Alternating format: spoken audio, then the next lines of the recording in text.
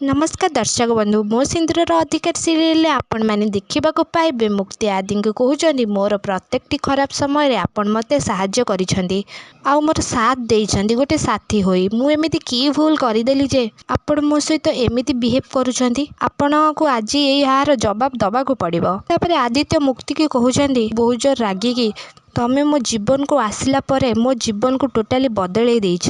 पूरा दिन पूरा समय केवल तम कथा भाबिबारे मोर जाउछि। तापरे मुक्ति कहउछंती ता माने आपण कौन मते भल मुक्ति एमिति कहबाकू जाउथला बेले तांको आदित्य कहउछंती नेभर कहीकि तांको ठेली दउछंती। आदित्य कहउछंती मु तुमको मो निज ठारू दूरे रखिबाकू चाहूछि।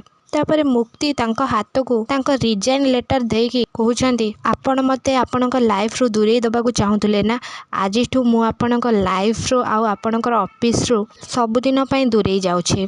हाँ दर्शक बंधु एमिति किछि मो सिंदूर अधिकार सीरियल आपण मैंने देखा पाइबे। आपण मानकू कौन लगुच पुणी थे कौन आदि मुक्ति अलग हो ना सीरियल आसवा आगक एक नुआ ट्विस्ट आम कमेंट बॉक्स माध्यम निश्चित भाव में जनातु।